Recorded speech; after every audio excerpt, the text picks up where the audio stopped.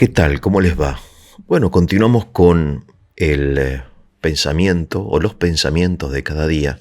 Espero que sea de su utilidad y si tienen preguntas o comentarios estaré muy feliz de responderlas, ¿no?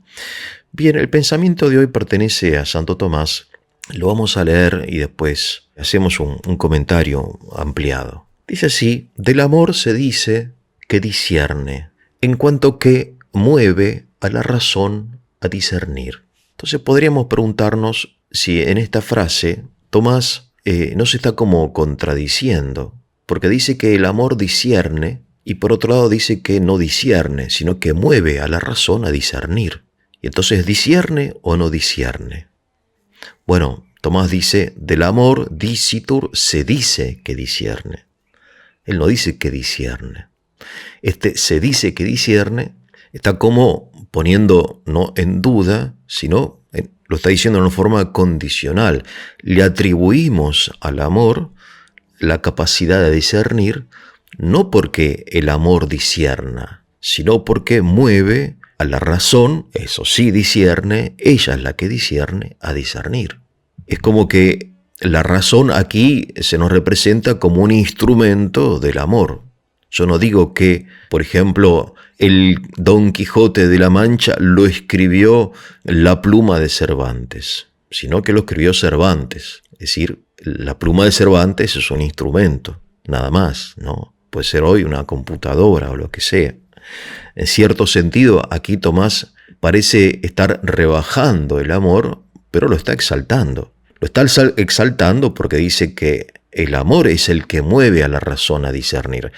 Algunos aquí, en este tipo de expresiones, señalan el intelectualismo de Tomás, como diciendo que Tomás pone como la razón sobre el amor, pero si uno analiza este pensamiento, no, en realidad el amor es el primer motor y la razón, en todo caso, es la que discierne, sí, pero movida por el amor. Esto Tomás lo dice comentando a San Agustín, porque San Agustín tiene otro estilo literario, ¿no? Porque también los pensadores, los teólogos, tienen, además de un contenido, un estilo propio, y Agustín abunda en expresiones en las cuales él le atribuye al amor funciones que Tomás le atribuye al entendimiento. Por ejemplo, Agustín dice, el amor discierne, el amor juzga, el amor ve, ¿no? Le atribuye al amor no solo calidez, sino luminosidad. La frase más importante en este sentido de Agustín, que ustedes la deben conocer, aquí en el canal hace algunos años hice un ciclo sobre esta frase, ama y haz lo que quieras, dice Agustín, ¿no? ¿Qué significa ama y haz lo que quieras? No tiene mucho sentido para nosotros. Claro, porque para Agustín el amor auténtico, sincero y honesto, no solamente nos mueve a obrar el bien, sino que nos guía a encontrar las herramientas necesarias, los instrumentos necesarios para realizar, para hacer el bien. Porque no se trata de desear, sino de hacer. Y entre desear y hacer, para que el deseo se convierta en un opus, en una obra, es necesario saber, ¿no? Es decir, una madre que ama a su hijo ve que su hijo adolescente se está comportando últimamente en una forma un poco extraña, ¿no? Se encierra en su habitación, está triste, no habla con nadie, no sale, no tiene amigos, está como sombrío.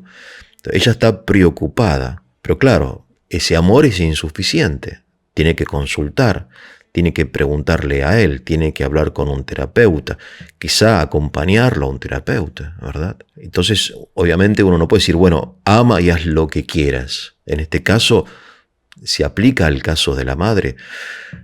Sí, pero el amor la lleva a ella a estudiar, a pensar, a discernir, a consultar, ¿no? Eso es lo que Tomás estudia de una forma magnífica en su tratado acerca de la prudencia, porque él se pregunta, Tomás, si la prudencia está en la inteligencia o en el corazón, en la voluntad.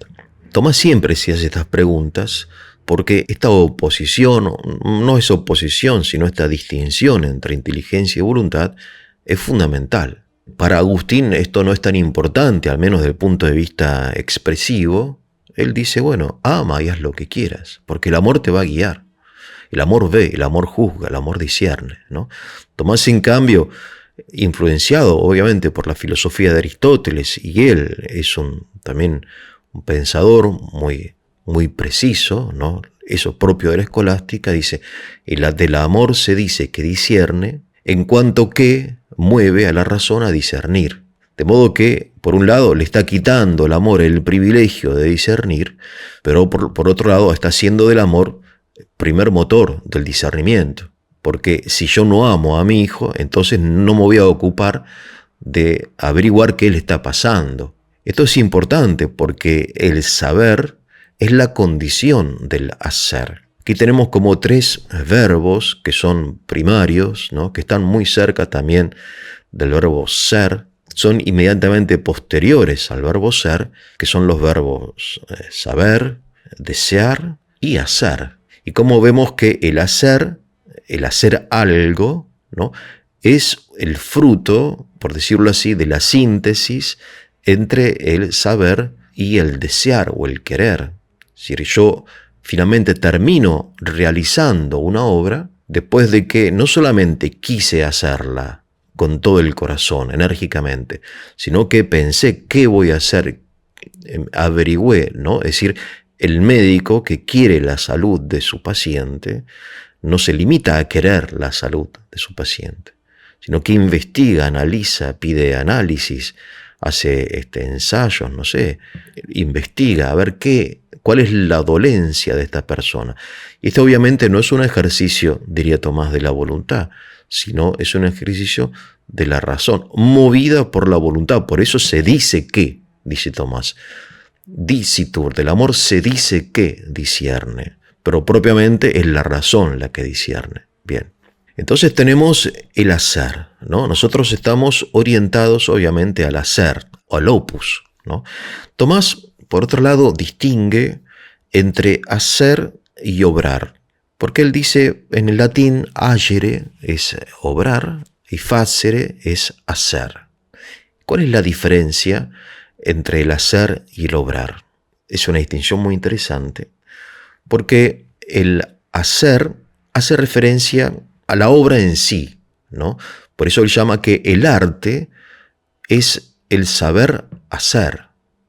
La prudencia es el saber obrar, ¿no?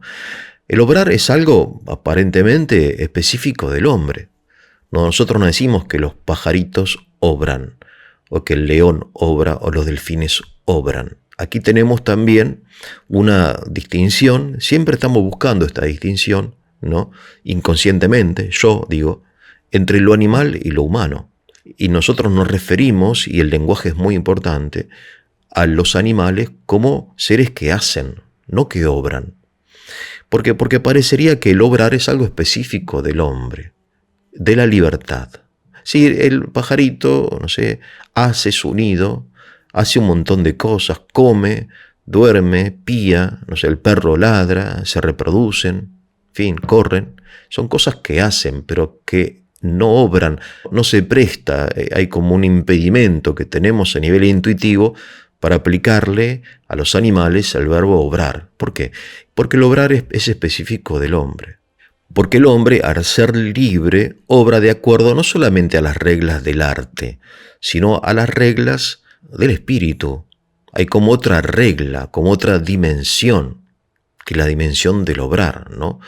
Que hace no a la obra, sino al que obra, al hombre, ¿no? Por eso Tomás dice que el obrar hace a la cualidad de la persona, no de la obra. Les doy un ejemplo, ¿no? Supongamos que un poeta escribe un bellísimo poema de amor, donde el autor confiesa su devoción hacia una mujer y la felicidad que resultaría, en fin, de poder, en fin, vivir con ella, etc. Este poeta que escribe este poema según las reglas del arte, no sé, el ritmo, no sé, la rima, en fin, y tantas otras reglas, la armonía, la proporción, resulta un una producción bellísima, pero él la escribe para seducir a una mujer casada. En realidad no tiene la intención de casarse con ella, en efecto ella ya está casada, sino que él la quiere seducir, o sea, divertirse con ella y después pasar a otra, un Don Juan, digamos, ¿no? ¿Este poema en sí mismo es una obra de arte? Sí. Muy bueno, sí, digamos, responde a las reglas del arte, pero no responde a la prudencia. Hace el mal bien, hace el mal bien. El mal está bien hecho. ¿Por qué? Y porque la intención de su obra no es escribir un poema, sino seducir a una mujer casada. De hecho, estos son aspectos separables. ¿Por qué? Porque un hombre, por ejemplo, un novio, un esposo, que es un queso, decimos en Argentina, que no sabe escribir un poema ni nada, agarra este poema y se lo regala a su mujer o a su novia al día de aniversario. Claro, es un hermoso poema, lo saca del contexto porque la obra ya está bien hecha, o sea, es una bella obra que se puede utilizar para el bien y en un contexto de honestidad. Pero, dice Tomás, el obrar hace a la cualidad de la persona, te hace bueno o malo a vos, no la cosa que vos hiciste. Puede estar muy bien hecha, pero al hacerlo con una mala intención, cometiste un pecado. Es decir, vos te apartaste de la norma moral. Se oscureció tu alma, digamos, ¿no? Haciendo algo tan bueno. Por eso ama y haz lo que quieras de San Agustín, obviamente pertenece al ámbito del obrar. El que ama honestamente va a intentar realmente el bien de esa persona. Y sin embargo vemos cómo el amor, para que se realice en una obra, necesita de discernir, porque muchas veces, intentando hacer el bien, hacemos el mal. A diferencia de este poeta, de este gran poeta, que intentando hacer el mal, hace el bien, ¿no? Porque escribe un bellísimo poema que queda para la historia aún después de la muerte de este poeta. Así, algunas veces sucede al contrario. Deseamos hacer el bien, pero por ignorancia nos sale mal, ¿no? Nos equivocamos. ¿Por qué? Porque quizá confiamos simplemente en la buena intención que tenemos, lo que en general se llama el buenismo, ¿no? ¿Qué es el buenismo? Es esta moral de la pura intención, ¿no? Bueno, yo quise, bueno, pero no es suficiente, ¿no? Entonces, aquí, digamos, ya tenemos como algunas cosas interesantes para profundizar, ¿no? En primer lugar, este carácter que Agustín le da a la voluntad de luminosidad, ¿no? Tomás no lo niega, pero afirma diciendo que sí, que la luminosidad de la voluntad consiste en mover a la razón hacia la luz, ¿no? La que ve es la razón, ¿no?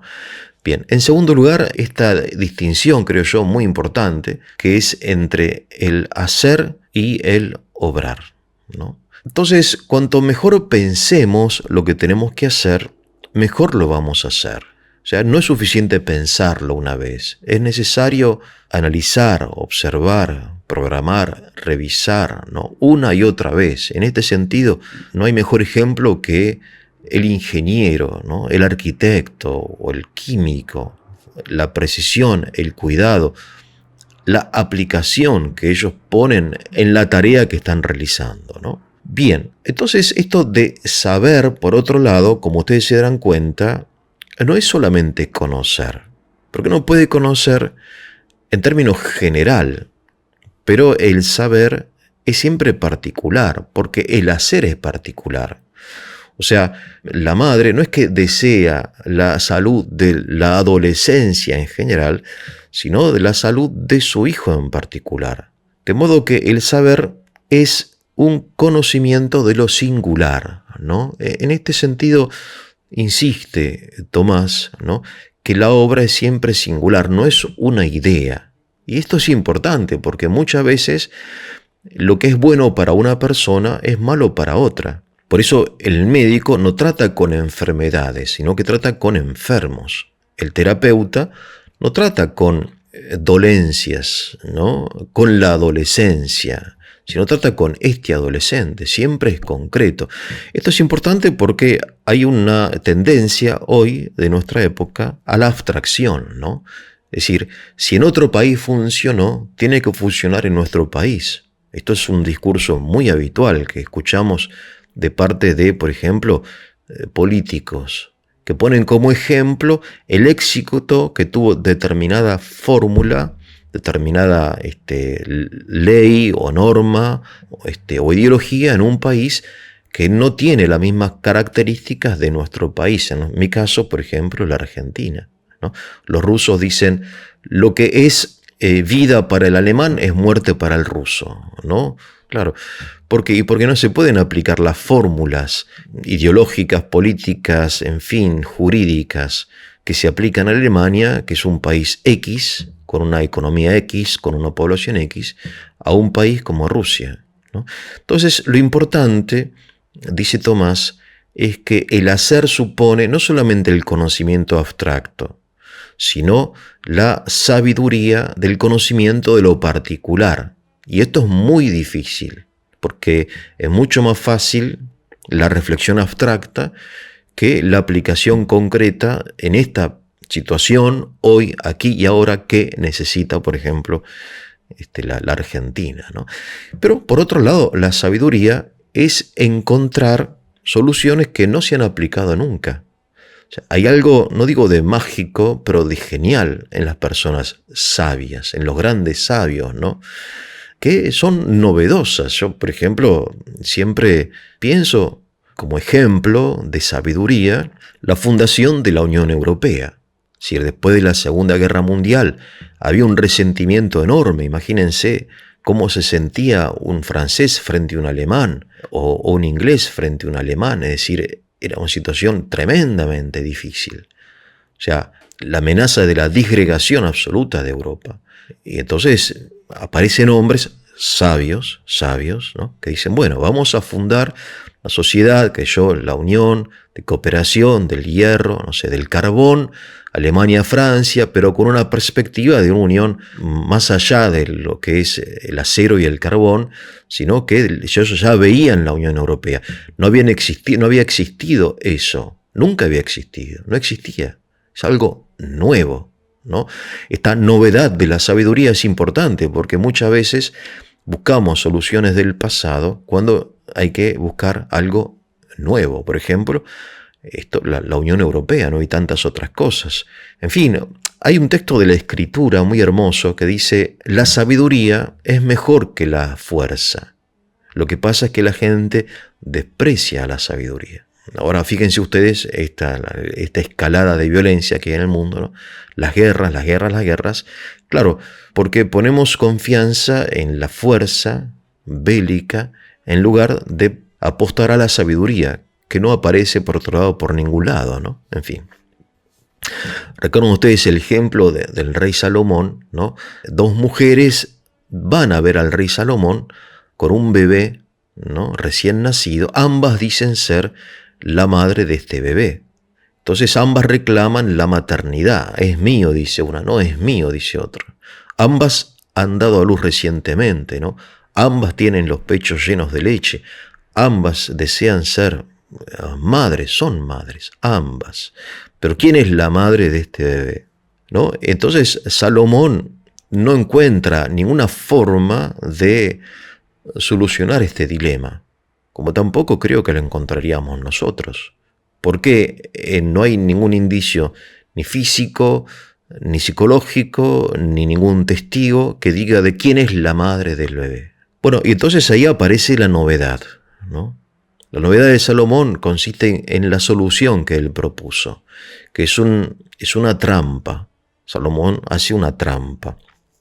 Vale decir, dice algo que en realidad no quiere decir. Dice, bueno, traigan una espada, partan al bebé al medio, denle la mitad a ella y la otra mitad a esta. En realidad Salomón está tanteando, porque él sabe que la auténtica madre, la madre, nunca va a aceptar matar al bebé. En cambio, la otra puede ser que sí, o sea, Salomón en realidad, esto lo digo yo, no sabe bien en qué va a terminar, está tanteando. Bueno, en efecto, la que es madre privilegia la vida del hijo a la posesión del hijo. Es más importante que el hijo viva, aunque viva con otra mujer, a que yo lo tenga conmigo, porque el amor es más fuerte, ¿no? La madre piensa en el bien del hijo, la otra en cambio piensa en la posesión y está tan pobre, enferma, tan desquiciada, que ella prefiere la posesión de un bebé muerto, ni siquiera de uno, sino de la mitad de un bebé. Es muy fuerte este ejemplo, si ustedes lo piensan, ¿no? Es muy fuerte y muy actual, ¿no? Yo prefiero, dice Putin, que Rusia muera. Prefiero que Rusia muera, ¿no? Un mundo sin Rusia no tiene sentido. Lo dijo literalmente. Cuando uno ama auténticamente no piensa en uno mismo, sino que piensa en el otro. Bien. Bueno, entonces la que dice no, désenlo a ella, la madre dice eso. En cambio la que no es madre, bueno, córtenlo al medio. Salomón dice, en efecto, tú eres la madre. Señala a Salomón y se le da al bebé a aquella, ¿no?